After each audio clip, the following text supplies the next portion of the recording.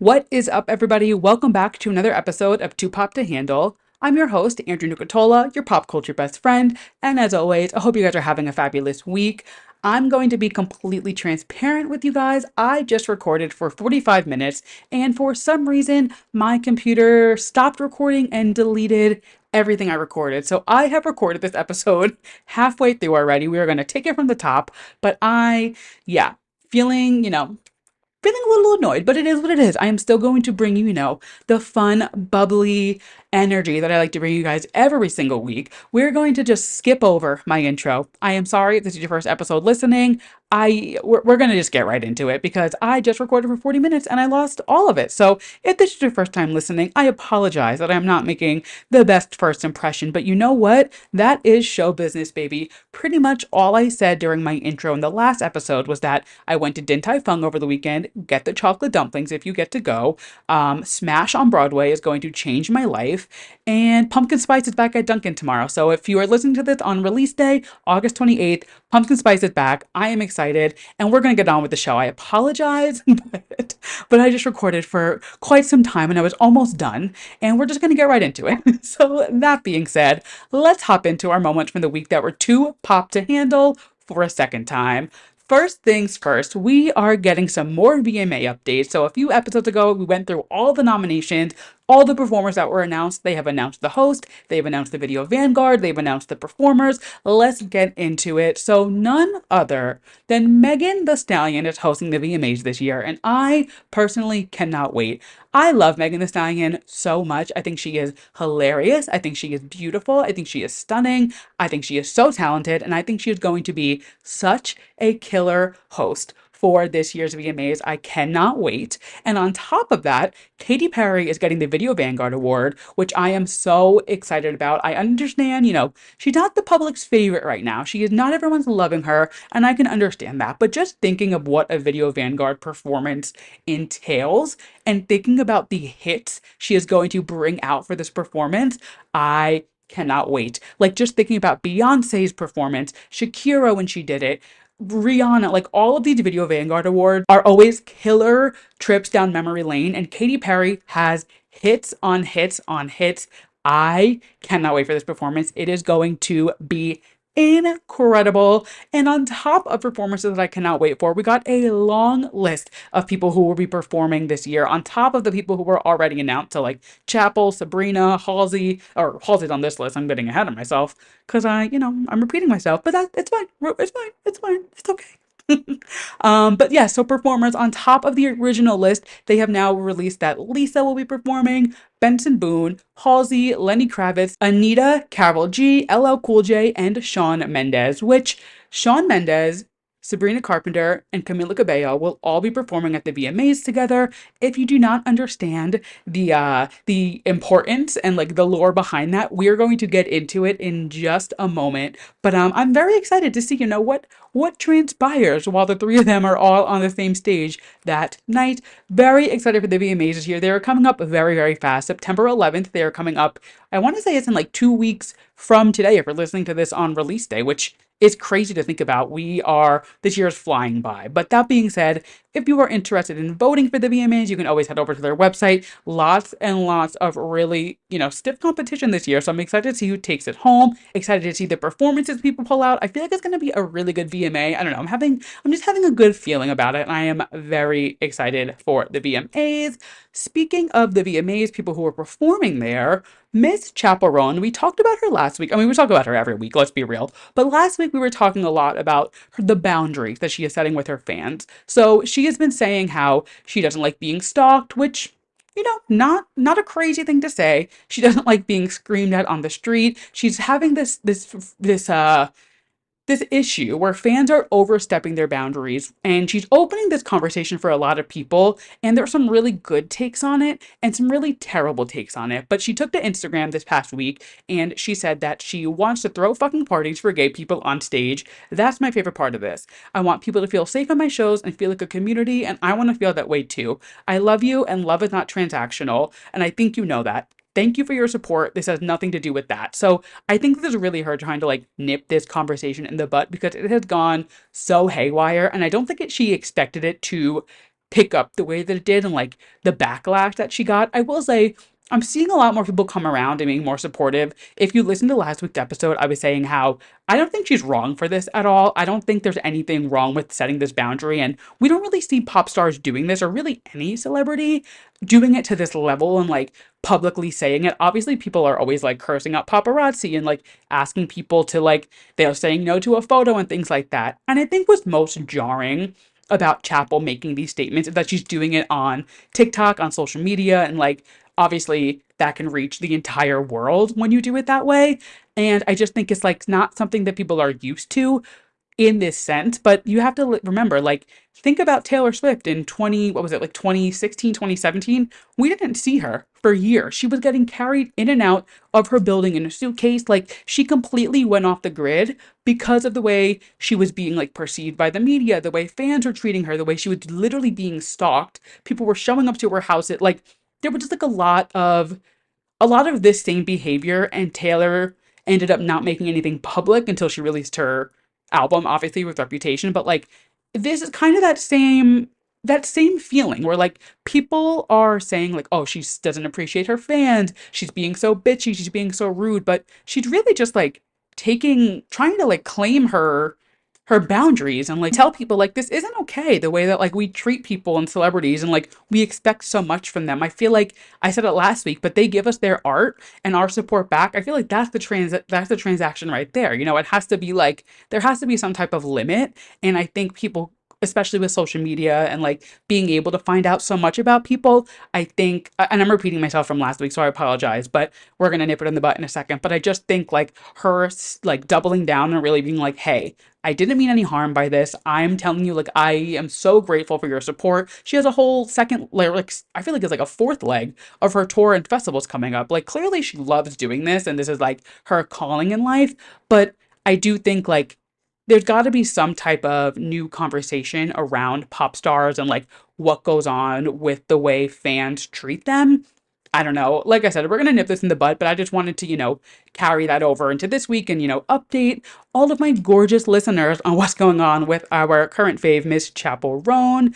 Switching gears to something very, very sad, I will say. And I don't love to report sad news, but this felt like big pop culture news that needed to be discussed, just with like all of the like intentions, I guess, behind it. But if you did not see, Mariah Carey had reported that she lost both her mom and her sister over the weekend on the same day. She put out a statement with People magazine and she said, "My heart is broken that I've lost my mother this past weekend. Sadly, in a tragic turn of events, my sister lost her life on the same day. I feel blessed that I was able to spend that last week with my mom before she passed, and I appreciate everybody's love and support and respect for my privacy during this impossible time." Now, the reason I want to talk about this is not obviously to talk about dead people, because that's not something I enjoy talking about. But if you did not know, she had a very rocky relationship with both her mom and her sister. She has two sisters. I believe there's only two other sisters.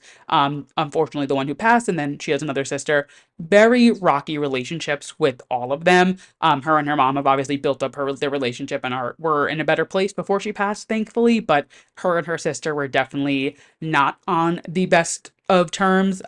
Back in 2020, I believe it was, she released a memoir, Mariah, and she described her relationship with her mom as a prickly rope of pride, pain, shame, gratitude, jealousy, admiration, and disappointment, which, putting those words in a sentence is just like, those are not words that you always put together, like pride, pain, shame. Like, those are a lot of things that just like, you usually don't find them in the same sentence together. So for her to like talk about that relationship with her mom, and she did dedicate her memoir back in 2020 to her mom, so clearly they had mended things to an extent. And like I said, did get to spend the weekend or the week leading up to her passing with her, like they were together, which is obviously best case scenario, unfortunately, to like even say that. But on the other hand, like I said, her sister also passed away, and they have had such a rocky relationship their entire lives. Mariah said things about her trying to drug her, trying to like pimp her out growing up, trying to like get her drunk when she was 12, and like all this stuff. I think they were like 8 to 10 years apart. So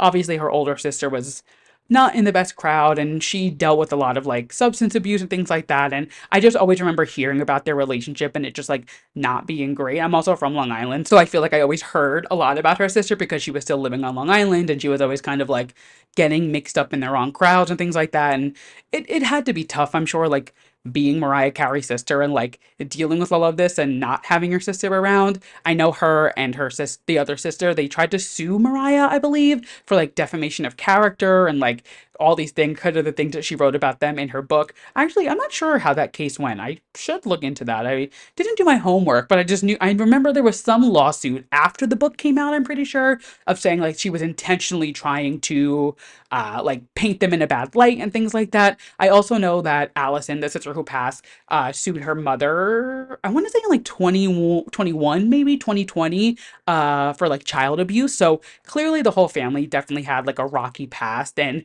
in any situation, even if you're not on the best terms with your family, like this is obviously, it's not something you want to ever happen. Like it's very sad, and like to have two people pass away in the same week, in the same day, let alone like just very sad. And I didn't, I when I was putting the stories together for this week, I was like, I don't really want to talk about something sad, but my job here on this podcast is to report pop culture news to you, and this just felt like something I needed to, make sure everybody was up to date on. And sometimes pop culture news is sad, but we're gonna flip the script, we're gonna change things up, and we're gonna talk about Zoe Kravitz and Channing Tatum playing with puppies. If you did not see, they are on their Blink Twice press tour right now. So it is Zoe Kravitz director debut, and then they are obviously starring in it, and they have been on a killer press tour, just like knocking it out of the park. And I'm obsessed. I love it. They did the puppy interview with BuzzFeed. They did like a version of Hot Ones with one of their co-stars in the movie. I know they were doing like Cosmo and like the UK Cosmo interviews. Like they were hitting every single press junket possible. And I just thought it was like, they're just doing such a killer job. They're such a cool couple. And before, when I was recording the episode, I was saying like, I remember when Channing Tatum and Jenna Dewan split, and it was like, they were a couple that everybody thought was going to be like endgame, especially after like their lip sync battle episode and like all of that. Like they were just like one of those couples that were like, they're good, they're golden. So when they split, I remember being like, ooh, they were one of those couples that like, it kind of hurt. I did it, not that it was like anything personally tied to them. They don't really affect me day to day, but I was just like, ooh, that kind of stings. It's like, I don't know, they were just one of those couples. But then when Channing and Zoe ended up getting together, I was like, wait, this is a couple that kind of like overturned, the heartbreak of the last one. So just happy to see them thriving and doing their thing. They're kind of private. We don't really see them that often, and when we do, it's like very, they share very little, which is definitely, a good thing, especially thinking about this story about Chappell Roan and like all of that going on. Like it's nice when you're able to kind of have that boundary and live your life a little privately. But we've been seeing a lot of them lately, and I just wanted to, give them a pat on the back for this killer press tour. They also are killing it in a sense of like completely doing the opposite of It Ends With Us, where if you remember a few weeks ago when I was talking about It Ends With Us and like the crazy drama and lore behind all of that, where Blake Lively was like, oh, go see this movie with your girlfriend and wear your best floral dress and blah blah blah, when it's fully a movie about domestic violence. They ended up releasing a trigger warning this week for this movie. So I want to say the movie came out on like Friday, give or take, whatever, sometime last week. The day that the movie came out, on all of their social channels, they posted this trigger warning. They said, we are proud to finally share Blink Twice with audiences in theaters worldwide this week. Blink Twice is a psychological thriller about the abuse of power. While this is a fictionalized movie, it contains mature themes and depictions of violence, including sexual violence. This may be upsetting or triggering for some viewers. For resources that offer support, visit blinktwiceresources.com. And this is just like a masterclass in how you release a movie about any type of triggering subject. Like and I'm looking directly at you, Blake Lively and Colleen Hoover. They're addressing the fact that, hey, this is what the movie's about. Here is exactly what happened. It can be triggering. Just know about this going in. I don't know if there's a trigger warning on the actual movie before you go in, but I'm sure most of the people going to see this movie are at least researching it before, like saw this trigger warning, and at least they put it out to cover their bases. So I just thought, especially like knowing that Zoe Kravitz and Blake Lively are so close in Taylor circle, so I'm sure that they're around each other to an extent, if not, one to two, maybe multiple times a year. I don't really know their in and outs, but definitely just seeing like the contrast between Blake's press tour and press junket and now Zoe and Channing doing this like killer press junket. I just needed to give them their 10s because they knocked it out of the park with this press tour.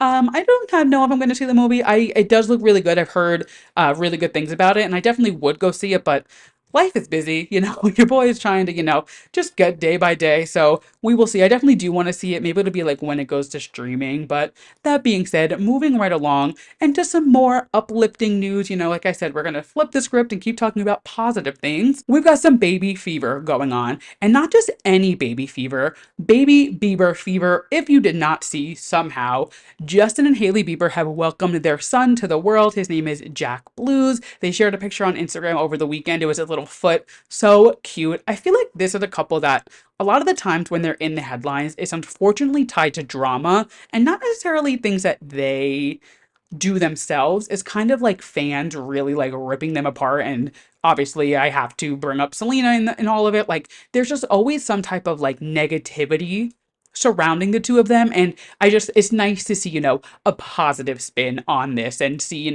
they gave birth and the baby's healthy and they're home and they're good to go. And just like it's nice to see them not arguing with Selena Gomez on TikTok for once, and they're, enjoying their time with the baby. Like it was just like a nice little positive spin on this couple that I feel like they deserve. It's, they definitely get a shitty end of the stick sometimes, and I'm indifferent. I don't love them. I don't hate them. I'm just like, they're there. They do their thing. They exist. I exist. It is what it is. But obviously, Justin Bieber becoming a dad is like major pop culture news, so it would be wrong if I didn't talk about it.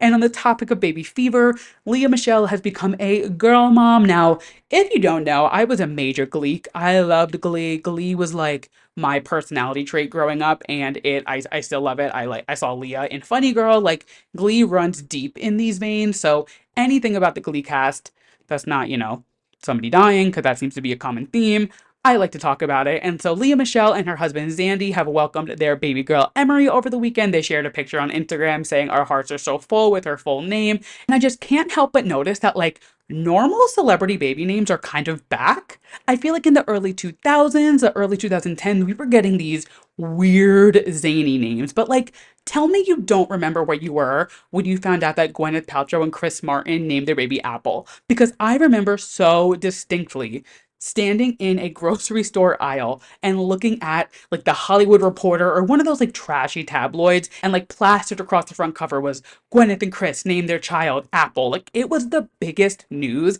And I think we've kind of like run the course of like weird celebrity baby names, and we're getting to a point where it's like, oh, Hailey Bieber just named her kid Jack. And it's this like so cool girl of her. You know what I mean? Like it's so like, of course Hailey Bieber and Justin Bieber, two of the biggest people in Hollywood, go such a normal route with their baby name. Like it's just like it makes sense. You know what I mean? And I just feel like maybe we're out of that weird like that weird space where people were just like picking random pieces of fruit or like things in nature or colors and being like, that's my baby name. Like she's like my niece, my little sister. But like Blue Ivy, like that was a jarring one. Blanket was weird. Michael Jackson's kid's name. River Rose, Kelly Clarkson's kid, was a weird one, but I feel like River was kind of like not as weird. I don't know. It's nice to see some like normal baby names and things that are just like actually names and not just like a hobby or an item or a body of water. So just, love to see it. Congratulations to these people. Moving right along into our Drew release. Just, I don't know. I feel like because I recorded all this already, I'm like having deja vu and having like a weird out of body experience of like, wait, did I talk about this already? I already told them this. I'm having a weird moment, but we're gonna, nevertheless, he persisted. Talking about some music, our Drew releases segment, like I said, we have some music tidbits that I just wanted to cover. Just some quick little shout outs, and make sure, I give my tens where they deserve, which is what I'm here to do. Shabuzi, he is just having a killer year. Obviously, the collab with Beyonce was major. He became the second Black artist in history, only behind Beyonce, to have a number one on the Billboard, and he just became the longest running number one hit on the Billboard Hot 100 this year with Bar Song, which is like everyone's loving it. I'm sure you've heard it if you don't even realize that's his song. It is everywhere. He just hit 7 weeks at number one on the Billboard charts, and the most important part of this to me is the fact that he defeated the evil that is Morgan Wallen.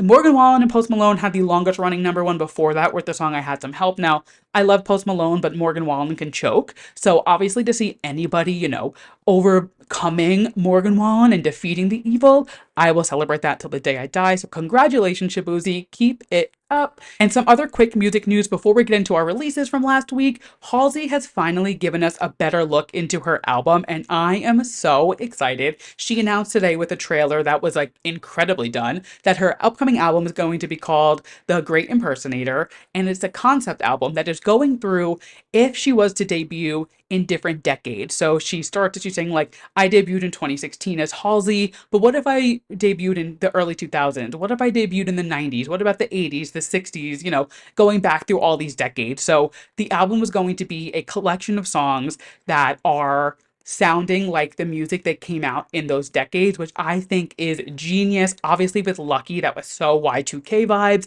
And then the new song that just came out last week, it is slipping my mind. Lonely as a Muse, I believe it was called, was very like 90s rock, kind of like grunge vibe. And so she previewed a few songs in the trailer and they all sound so different, but in this concept and like body of work, it is going to be chef's kiss. This is a genius concept for an album. I am so excited for this. I was saying last week how I didn't really know where Halsey was going to go with this new era because the songs were sounding very different and like completely contrasting of each other, but she is using this as it's a I believe the word was like a confessional concept album. So she's going to be talking a lot about her life. Obviously, the lead single was so sad, talking about her diagnosis and everything going on with that. So we're going to learn a lot about Halsey, and she's also going to really flex her genre muscle, I feel like, and give us a little taste of everything. And I am so excited. This is a genius concept. 10 out of 10. I am so excited for this album. She did say she's going to give us some more info next week about the actual album. So I will update you guys as we go. She is performing at the VMAs in 2 weeks. So very excited to see what she does with that. And I'm so excited. That being said, let's move on to the releases that we had last week because they are going to bleed perfectly into our main segment, one of our two main segments of the show. But before that, Ariana Grande is celebrating the 10-year anniversary of My Everything, which makes me feel ancient. I remember listening to this album in my first car. I had the CD, I still have it, it's under my bed somewhere, listening to this CD on repeat, blowing out the speakers in my car, blasting this album. And the fact that it is 10 years old makes me feel like it is time to look into life insurance because that is insane. And this album, I've been listening to it a lot this week because she re-released it as like a 10-year celebration. This album has hits and they just get better with age. I mean, Be My Baby, Break Your Heart Right Back, Right There, One Last Time, Best Mistake, Break Free, Prob. Like, this album has bangers and it is so good. And the fact that it is 10 years old, my God. But on top of re-releasing it and just celebrating this incredible body of work, she released two new songs, which if you are deep in Ariana Stan Twitter, these are not new to you. They've been floating around the internet for a while, but she finally released Cadillac Song and Too Close to Streaming, which they were just two, I think they were just like album cuts that got like cut from the album and somehow popped up on the internet as everything else Ariana does, unfortunately. So she finally released them. Just exciting to like see an artist celebrating these albums and like these milestones in a career. I thought she did such a good job last year when she was celebrating the 10-year anniversary of Yours Truly. So I figured she would do something really, monumental for this one. And then it just gets me so excited to think about the fact that Dangerous Woman is her next album to hit this milestone. Dangerous Woman was one of my favorite albums of 2016. So whatever she has in store for that 10-year anniversary, sign me up now. I am ready. I am seated. But for now, I will be happily celebrating the 10-year anniversary of My Everything because that album is everything. And now getting in to the nitty gritty. So I just want to preface, we are obviously going to talk about Sabrina Carpenter's Short and Sweet. Now, I love this album so much. It has quickly gone to my top five, maybe even top three of the year. I think this album is perfect from start to finish. That being said, I am going to release a second episode this week, an entire Drew Releases album breakdown where I'm going to go track by track, breaking down the lyrics, breaking down the production, just talking about how much I love this album, how incredible it is. But obviously, I couldn't not talk about it this week. So I'm going to give you like the TLDR of this album, what I'm thinking, my favorites, and then we're going to do a deep dive on some drama, which I feel like I don't usually do. I'm not really like a drama podcast for anybody listening for the first time, but The timeline between Shawn, Camila, and Sabrina is insane. And I just thought it would be fun to kind of like look into it a little bit and, just dive into it. And we will go even further into all these lyrics and things like that on the episode. I'm going to record it this weekend. I'm aiming for a Monday release, so don't hold me to that, but I think I should be able to do it Sunday and then drop it on Monday. So you will get a second episode this week. You will hear from me before next week.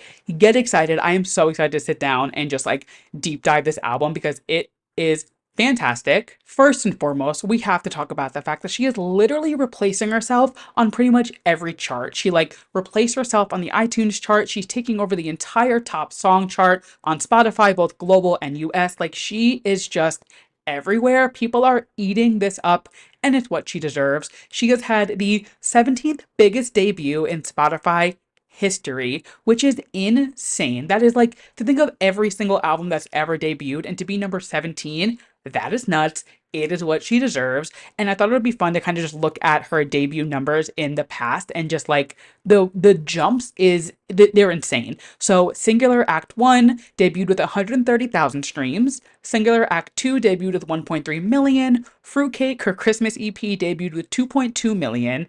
Emails I Can't Send was 3.3 million. So going up like a million every year, every album, which is, very admirable to begin with. But from Emails I Can't Send debuting with 3.3, Short and Sweet debuted with 58 million streams. That is such an insane jump. That is crazy. And they're only 2 years, maybe 3 years apart. 2 years apart, I want to say. Like, it's not that crazy of a jump. So that is just, it is incredible. There is nothing short about that jump. It is quite long, if you ask, but it is so sweet. I love to see it. It is what she deserves. I just love to see it. She is projected to go number one, and I can't wait to see what this era unfolds for us. The tour is kicking off soon. I cannot wait to go. Now we're gonna go through, like I said, I'm gonna do an entire episode dedicated to this album because I love it that much. I actually decided I'm gonna start batch filming a bunch of Drew Releases episodes, which if you don't know, those are my episodes where I go track by track of an album. I'm gonna do older albums that came out this year that I missed. Like there's some albums that I really want to deep dive into. So I'm gonna start recording those in the next few weeks just to have as like backup episodes and like batched content. So I have some episodes in mind. I have some guests that I want to bring on to do it. But if you have any albums that you think would be a good Drew Release album to cover or something that you want to hear me go more in depth on, let me know. Shoot me a DM, leave me a comment on any of, my socials. I would love to know what you guys would like to hear. I have a lot of really fun and like monumental albums this year and also just like albums that I love from the past that I would like to do. But if there's anything you guys want to hear specifically, let me know because I'm always open to, exploring other episode ideas and things like that. And I want to, obviously give the people what they want. So let me know if there's any albums that you want. Like I said, I do have a few on my roster. Brat, obviously, I want to do Eternal Sunshine. I have a few that I want to do, but let me know if there's anything else. Like I said, we're going to do a full deep dive on Short and Sweet this weekend because I have to do it. But I don't want to, leave you guys hanging. So I'm going to give you guys my top five from the album. I had to like count really quick. My top five and just a few little tidbits of it. And then we're going to go into the Sabrina and Camila and Shawn of it all. And then, we'll go from there. But Good Graces is one of the best pop songs I've ever heard in my entire life. I literally had three different people tell me I'm going to love Good Graces before I listened to it, and they were all right. It's one of the best songs I've ever heard. I like all week long, all I hear in my head is I won't give a fuck about you. Like it is the hook is good, the beat is good. There's these rumors of an Ariana Grande remix, which if we get a Sabrina and Ariana collab and it's a remix of Good Graces, which is already in my book a perfect pop song, if they add Ariana to this, I will be passing away. It will be too pop to handle. Like that is so crazy to think about. There are some signs pointing to it. Ariana's been very interactive with Sabrina's content. They followed each other. Team Sabrina commented on somebody saying like they were like alluding to a remix and they put like the thinking face. Again, I'm getting ahead of myself because there's no confirmation, but like just know if we get a Good Graces remix with Ariana, my God, it'll be two most wanted level, I think. Maybe not quite two most wanted, but it'll be up there with like Girl So Confusing featuring Lord. It'll be one of those. It will be too pop to handle, and God, I can't. Let's move on because my God. The next song, Juno. I love Juno, the movie. It is one of my favorite movies of all time. I have the DVDs sitting on, I have a shelf of like all my favorite DVDs in my living room, and that is one of them.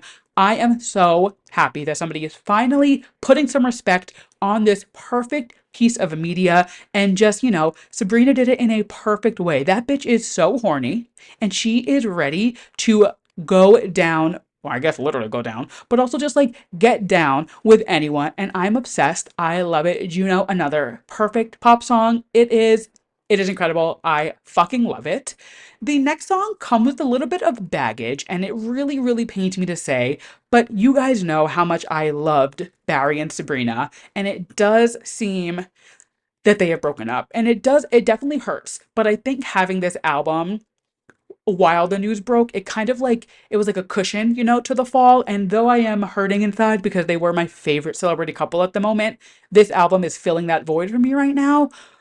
But Bedchem is clearly about Barry, right? She literally says, like, who's that guy with a thick accent and the white jacket, talking about the sheer dress that she wore. There was those pictures of them, like that first event that they met at, or like they alluded to meet at. I'm going to go deeper into detail again on the episode. I'm sorry I'm like blue balling you guys, but listen to the episode. I have so much to say about this album, and I'm going to leave it all on the mic this weekend. But this Bedchem track is so good. I love the lyrics. The whole little bit she does about like, come right on me. I mean, camaraderie. That whole little bit, like her lyrics are so incredible. She is so funny, so smart. Shakespeare could never do what Sabrina Carpenter did on Bedcam. Sue me. I love this track. It is incredible. My fourth favorite song, which is kind of an unpopular opinion to a lot of people that I've seen, Don't Smile is so good. I'm seeing a lot of people putting it as their last on their ranking, which just feels incredibly wrong to me. I think that it's a beautifully written song. I think it is a perfect way to end the album. I can't get enough. I cannot get enough of this album. My God. And then the last track that we're going to talk about in this ranking, we're going to go into a few lyrics in the whole breakdown of the timeline, but Taste. I mean, obviously, it's the single that came out with the album. It is everywhere. It is incredible. It is so fucking good. First and foremost, opening the album with I Leave Quite an Impression, 5 feet to be exact. I don't, something about that is just, it is perfect. I love it. It is such a great way to open the album. And we're going to go more into it. I'm sorry I keep blue balling you guys, but we need to talk about this music video. Having Jenna Ortega in it is genius. She is such an it girl at the moment. Beetlejuice 2 is coming out. Like, having Jenna in it is the most genius thing to do because she is just so buzzy right now. But on top of that, it is a completely horror inspired music video. So having her in that just makes more sense. And not to mention, she looks a lot like Camila Cabello, who this song is alluded to be about. Hold that thought, we're going to get into it. But the fact that this music video references so many iconic horror movies, Death Becomes Her, Ginger Snap, Kill Bill, Psycho, Addams Family Values, like they had their references on point and they did it in such a perfect way. I thought it was a perfectly executed music video. It got the point of the song across in such a fun and unique way. This is like this is what I want when I want a music video. I want a concept, I want references, I want a full thought out production. Give me star quality, give me like just they gave me everything I could have asked for in a music video. It was incredible. I loved it. And like I said, we are going to get more into it this weekend, but I want to get into this whole Shawn, Camila, Sabrina timeline because though I know that there was like, some overlap things going on, I didn't realize like what was going on so in depth. And when I was realizing like all the little things that were happening and stuff that was going on, I was like, this is Shady Boot. So I thought it would be fun. And we just kind of like took it from the top and went down. And we're going to go into some lyrics that kind of tie back into it. And this is more getting into like the main point of the show of just like Sabrina Carpenter is always going to end up on top. Let's get into it. So obviously, Shawn and Camila, they have their history, they go back and forth to each other. And then along comes this gorgeous little blonde bombshell, Sabrina Carpenter. So this all started back in like January of 2023. Shawn posted a picture while he was in a hotel in Paris, which, okay, cool. He was in Paris. Great. Sabrina posted a photo a few days after at the same hotel. Now, no one really knows that they were there together, but I think like the posting in the same hotel just a few days apart is a little like intentional of like, let's not let them know we're here together, but like if they connected, they connected. Dots can be connected. It is what it is. So that was like the first kind of like inkling of it, but I don't think people caught on to it until after the fact because just a few weeks later, there was a Dumois blind item that said they were spotted out clearly on a date. And then a few days later, paparazzi spotted them walking around LA together. So it was kind of just like fueling the fire of those rumors. A few weeks later, this is where I remember coming in and being like, oh wait, are they an item? Because they were seen in March leaving Miley Cyrus's Endless Summer Vacation album release party together. And they did that classic thing where like Shawn walked out first and then Sabrina walked out like a few feet behind them, but they walked out way too close to each other to not be obvious that they were leaving together. Like they were trying to make it a point that like they weren't leaving together, but like they just did it in a very the wrong way to do it. So that kind of started to like solidify that like they were definitely hanging out and like, the wheels were turning, things were happening. And then a few days or maybe like a week or so later, they were seen at the Vanity Fair party together, but they weren't seen together. But they definitely were, like kind of looking back at each other. There's that video of Sabrina and she's giving the interview on the carpet and she keeps like looking over her shoulder and Shawn is behind her. There were reports of them like talking inside, but there were no photos of them. So obviously that's kind of like take it with a grain of salt. These are all things that people just like report. Who knows? But that was another like inkling of it until that night. Camila Cabello shared a photo of herself making one of those like confused faces. Like she was like raising an eyebrow. It was the same night at the Vanity Fair party, which again, I don't know if people tied that in real time, but looking back at the dates now, like that had to have been something related to the two of them, right? Like, come on, like, mm, I don't know. Very, very weird timing on her part. Few days later, sources, again, there's always these sources. Who are these sources? I don't know. But they confirmed that they were seeing each other. And then fans started to tie together that Shawn had been wearing a necklace with Sabrina's birthstone pretty much nonstop since like January to March. He wore it to the Vanity Fair party. He was like out and about wearing it. So it kind of started to like trickle these rumors into kind of like facts and being like, okay, they definitely are seeing each other. Who knows if they're dating, but they're an item. Shawn went on TRL and he said, no, we are not dating. But he also said that about him and Camila, which, like, I don't believe it. Liza Minnelli. So that is March. Now, come April, Coachella rolls around. And who is Shawn Mendes spotted at Coachella with? But Camila Cabello. So I'm assuming him and Sabrina, something didn't work out. Dare I say their relationship was short and sweet? I don't know. He is spotted at Coachella with Camila. Now, this is kind of fast forwarding a bit, but there was a song on Camila's album, CXOXO, that came out this year called June Gloom. And I did not piece this together. I don't follow Camila Cabello a lot. I did enjoy the album, I will say. I was very surprised to say that I really did like the album. I don't listen to it often, but I thought it was a really solid body of work. But in this song, in June Gloom, she said, she's cool, I heard, won't act surprised, I saw the pictures. And now, obviously, Shawn and Sabrina were seen together back in like February, and that was like not too long after him and Camila had broken up. So there were the paparazzi photos that came out. So, it's kind of alluding to the fact that like she's referring to these photos because I heard she's cool. I saw the pictures. It is what it is.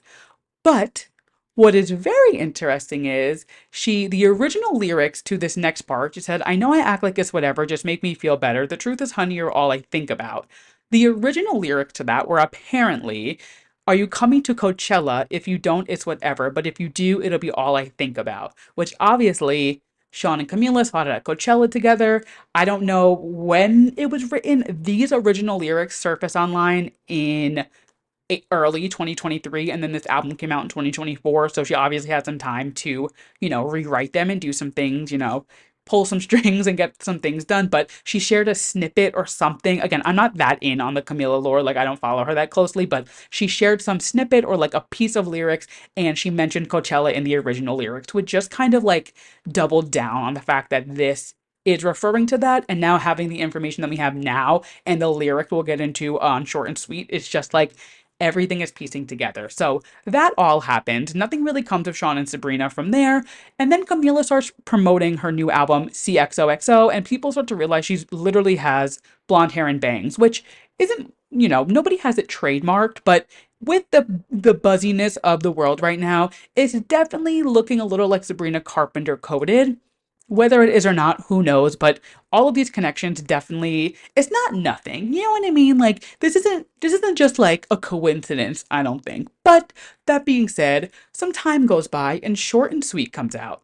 The masterpiece of an album that it is. And there's a few lyrics that are definitely a little could be about this, could not be. But the one, like, we're just gonna go through a few of them and just kind of see where they could tie in, where they don't. And like I said, we'll do a full deeper dive on these lyrics this weekend. But for now, I mean, she opens the album with Taste. I mean, the entire premise of the song, the hook is literally, I heard you back together, and if it's true, you'll just have to taste me when he's kissing you. And then she goes on to have the lyric about wondering where his clothes are. They're still on my body. This part gagged me. There are like 4 or 5 different photos of Sabrina Carpenter seen wearing Shawn Mendes' like sweaters and t-shirts and things like that. And there's paparazzi photos of him wearing them like a week or two before she wore them.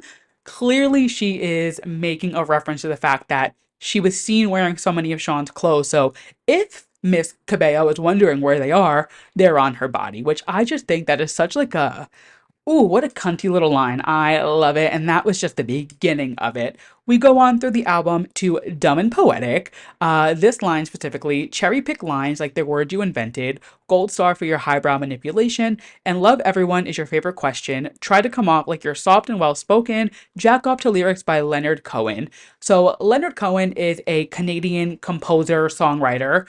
Shawn Mendes is also Canadian. And not to mention that Shawn Mendes, in the past like year or so, did a cover of Hallelujah, which is a song by Leonard Cohen. Now, it is something to mention that this could also be about Joshua Bassett because he's covered him a lot too. But I think, it's maybe like a double entendre. Maybe there's a double meaning there. But I definitely, again, I don't think it's nothing. And I think the fact that like Shawn just covered him and like this is obviously kind of like leading to all of this. Like, I don't know, 2 plus 2 is 4, and this seems to be adding up. I don't know. The next lyric or song that we're going to talk about is this is like the big one that's like very clearly about the situation, which I'm sure you can imagine it's coincidence. And I mean, these lyrics, let alone, what a surprise, your phone just died. Your car drove itself from LA to her thighs. Palm Springs looks nice, but who's by your side? Damn it, she looks kind of like the girl you outgrew. Palm Springs is where Coachella is. Boom, right there, done. There's no other explanation needed to like what this is about. When he was with Sabrina in March, come April, he's at Coachella with Camila. This I feel like is the most, this and Taste are the two that are most like obvious in your face. Like this is about that situation, whether you want to believe it or not. I didn't realize how deep the lore went. Like I didn't realize this was something that like was such a moment for either of them. I could see it more with Camila and Shawn because they have so much history, but like the Sabrina Carpenter of it all, Mama Girl loves a love triangle. Like it is just very much tying back to like Joshua Bassett, Olivia Rodrigo. Now this, I mean, and I hate to even say this, but there was so much drama with like her, Barry, and Barry's ex-wife question mark or like his baby mama. Like she loves a love triangle. And you know what? Good for her. Who cares? Like, one thing about Sabrina Carpenter, she loves to be on top and she loves to come out on top. And clearly she does. She is killing it right now with this album rollout. Whether or not the men end up with her, I don't think that's her end game prize. I think the fact that she can like take these situations, put them into a killer pop song, and now come out with a 58 million stream debut on her album, yeah, Sabrina Carpenter stays on top. Like she is going to win in the long run.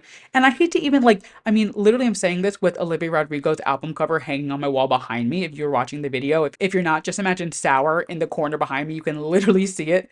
I love Olivia. I love Sabrina. But if you were to tell 2020 Andrew that I am riding this hard for Sabrina Carpenter back when all that drama with Olivia came out, I would not believe you. And like at the end of the day, obviously Olivia and Sabrina are both killing it, but like one of them opened for Taylor on the Eras tour after, two of them both being huge fans of Taylor, and one of them completely separated herself from Taylor Swift. So like I don't know, who's really winning? I hate to even say this. It's like hurts me to say, but like Sabrina Carpenter. She loves to be on top, and she continues to be on top. That being said, that is going to wrap up our short and sweet talk for now. We still have some more things to talk about throughout the show, but stay tuned this weekend for my short and sweet releases episode. I am so excited. This album is fantastic. I am loving it, and I am so excited to talk about it more. Go lyric by lyric. You know, I love a production moment, so we're going to talk all about the production. Jack Antonoff is a producer on a lot of these tracks, so trigger warning there, since I know, he's a controversial producer, but in my book, he can never do any wrong. But we're going to move on from one pop girl to another because Charli XCX is on the cover of New York Magazine, and not only is she on the cover, David LaChapelle did the photos, which that alone is just too pop to handle. I mean, he is just such an iconic photographer, and for him and Charli to do this shoot together for the cover of New York Magazine, it was like New York and Vulture, they're like, sister magazines, but regardless, this shoot was killer, and this interview packed a punch. If you did not see the photos, go check them out. They are stunning. I love them. Just the concept and creativity behind them alone is just like incredible. And then we get into the interview, and it is like, whew, there's a lot in here. And just like, I mean, unfortunately, the biggest punch that comes with it is Taylor Swift making a statement about Charli. Obviously, there's been a lot of drama and discourse about like, are Taylor and Charli okay? Are they good? Sympathy is like a knife. Like, what's the tea? What's the drama? And so in this article, they reached out to Taylor and her team. So Tree, whoever made the statement, I don't know, but they did a masterclass in PR. So they go on to say, Taylor Swift praises Charli XCX in New York Magazine, saying, I've been blown away by Charli's melodic sensibility since I first heard Stay Away in 2011. Her writing is surreal and inventive, always. She just takes a song to places you wouldn't expect it to go, and she's been doing it consistently for over a decade. I love to see hard work like that pay off.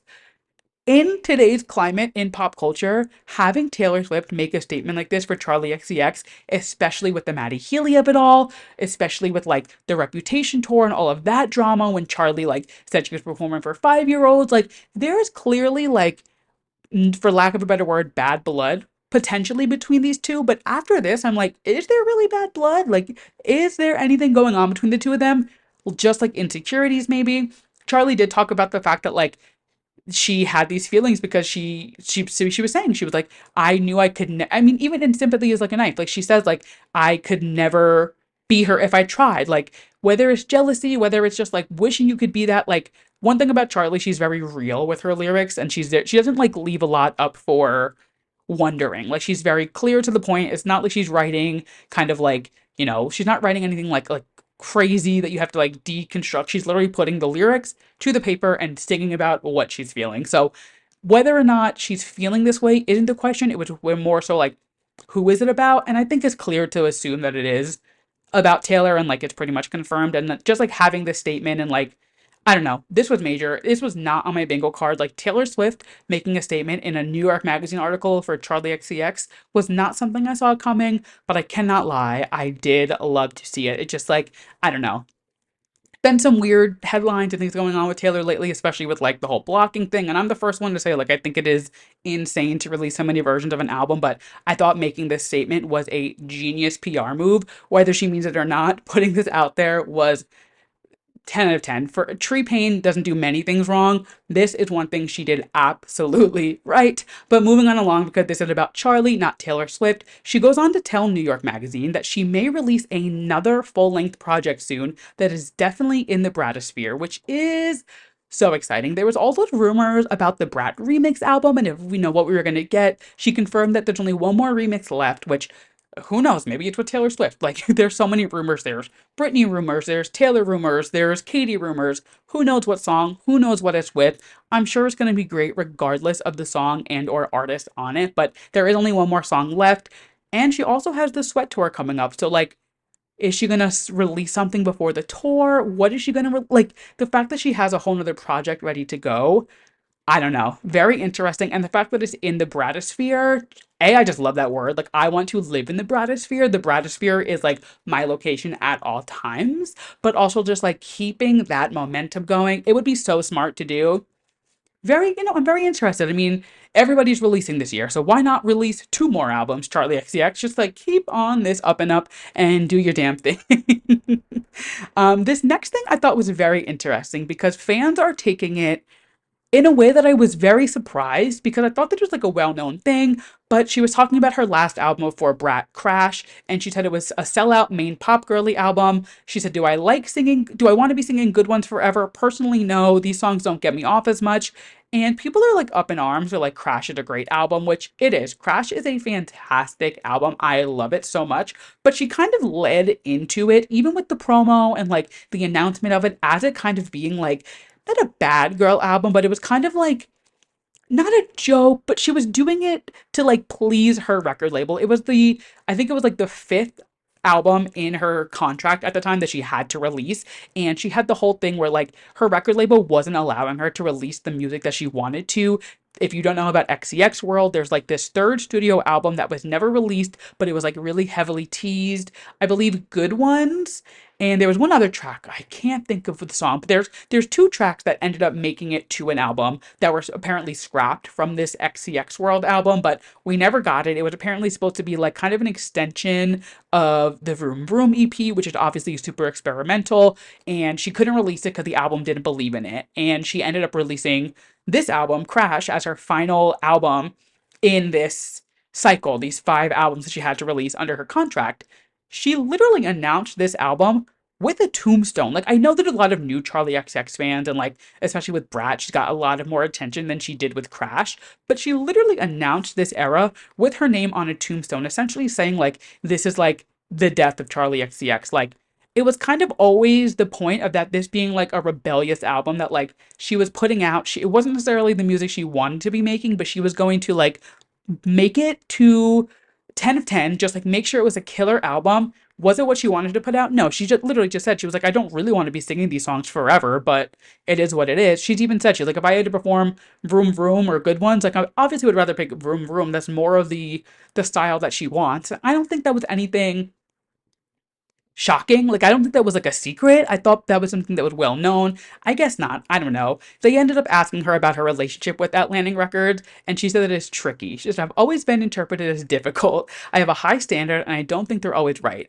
I'm not willing to do something just because they think it's right. They don't know what's best for me and my career, you know? I don't suffer bullshitters, you know? There are a lot of bullshitters in the music industry. There really, really are. And I think with Crash, like it was, like I said, the fifth and final album in that contract, and she just wanted to put something out, really just like I think put in their face, like, okay, you want a pop album? Take a pop album. Here it is, run with it. And she just promoted it in this way that it was like not the death of Charli XCX, because her career obviously wasn't ending, but just like the end of that era with them. And then here she is now releasing Brat 2 years later and just like having this moment where she's releasing music that she's always wanted to release. And it is just like killing it in a way that no other project of hers has ever done. And it just has to be like the biggest, like, punch in the face and fuck you. One of my favorite stories in the music industry is like when a record label drops somebody and then they end up getting re-signed and like having their moment doing what they really feel inspired by.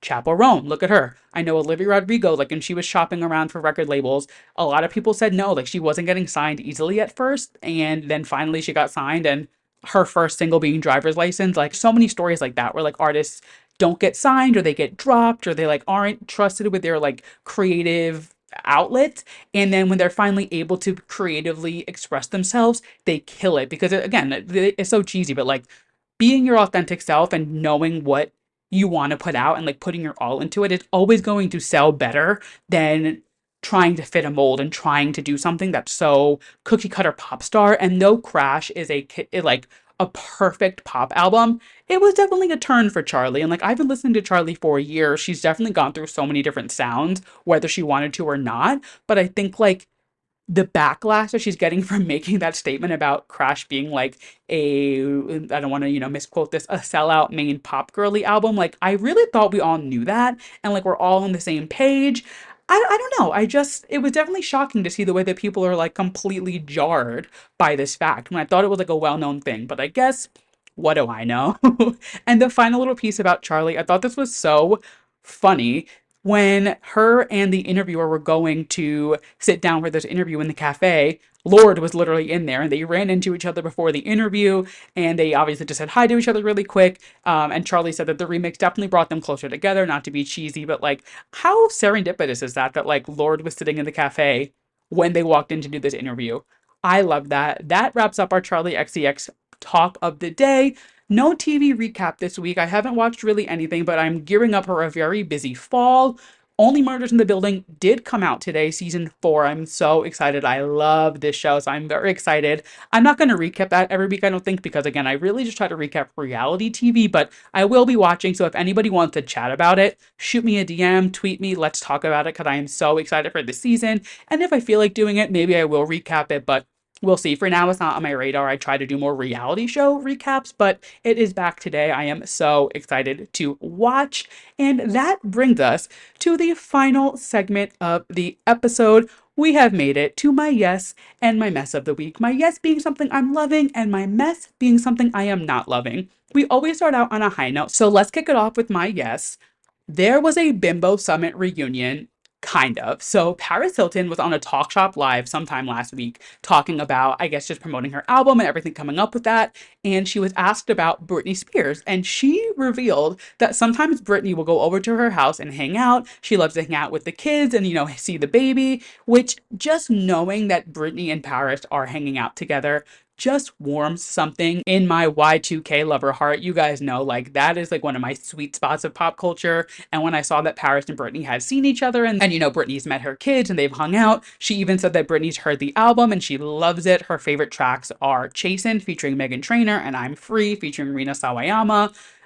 It's just, this is like a story that just warms my heart to know that, like, especially like the Bimbo Summit, the three of them, Lindsay, Brittany, and Paris, went through so much together and so much negativity. And like, they definitely were not always on the best of terms. To see them all now grown up and like obviously putting like any differences aside, it just warms my heart. And on top of Brittany and Paris hanging out together, we also did find out that Paris and Lindsay reconnected at the Oscars Vanity Fair party earlier this year. Paris said it was so good to see her. She looks beautiful and I'm so happy for her. And again, just like the three of these women, obviously it's unfortunate where Britney's at with everything going on, but like the three of these women have gone through it, whether it's like things they did to themselves or things the media did to them, and to see the three of them specifically like rekindling in some form, it just makes me so happy. You guys know Lindsay's like my girl, and the three of them are just like such pillars in pop culture to me. So when I saw this, I was like, this is the type of content that I want to see.